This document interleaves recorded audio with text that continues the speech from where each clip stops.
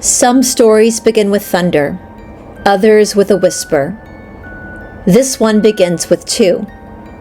Two voices, two messages, two portals into the unknown, opening decades apart in rooms lit by candlelight, curiosity, and the fragile hope that something out there was listening back.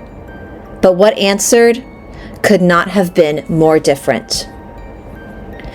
The first voice we're going to talk about arrived through a board, a simple children's game, transformed into a transmitter of superlineal beings calling themselves the Cassiopaeans. Letter by letter they came, sharp, cryptic, teasing, sometimes playful, sometimes stern, but always watching. They claimed to be us, humanity from the future. 6 density versions of ourself reaching backward through timelines like fingers pressing into soft clay. And the messages? They were warnings. Threats wrapped in riddles. Stories of predators, parasites, hyperdimensional puppet masters. A universe alive with danger and full of test. This voice spoke in riddles that always shifted, twisted, evolved with the moment. A voice that mirrored the people asking its questions, reflecting their fears, amplifying their suspicions, weaving them into a mythology of cosmic war. A voice that fed on tension. And as believers flocked to the glow of the forum that grew around it, something else emerged. A hierarchy, a system, a doctrine that lived and breathed and changed as needed. Some said it offered truth. Others said it offered control. But whichever it was, it had teeth. The second voice we're going to talk about came not from a board, but from a trance. A woman lying still beneath a shawl, her breath shallow, her consciousness drifting like a boat on fog. Her companion sat beside her, a silent scribe, afraid to break the spell.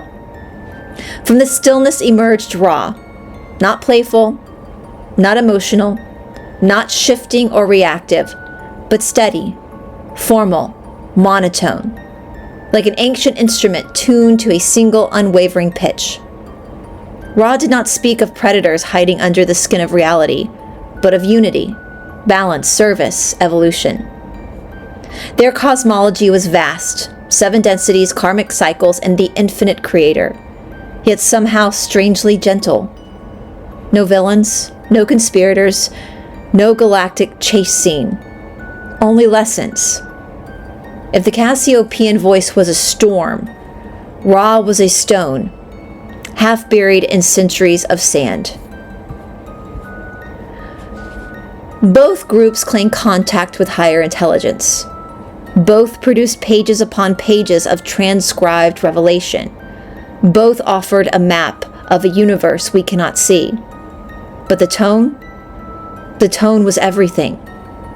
The Cassiopaean experiment framed the cosmos as a battlefield. Ra framed it as a classroom.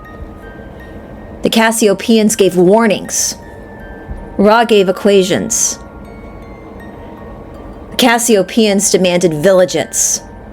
Ra just asked for stillness. One message bred suspicion. The other bred contemplation.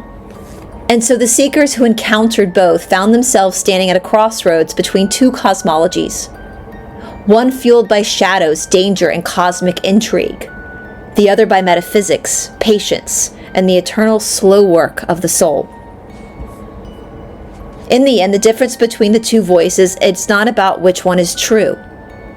It's about the stories we choose when no one else is watching, when our questions echo in the dark, and something answers back. Some are drawn to the thrill of the hunt, others to the promise of harmony. Some want a universe full of predators and rescuers. Others want a universe where every soul, even the dark ones, are simply learning. Maybe both voices came from beyond. Maybe neither did. Or maybe they came from the same place all messages from the unseen come from. The parts of ourselves we have not yet dared to meet. The question is never who is speaking. The question is, who are we becoming when we listen?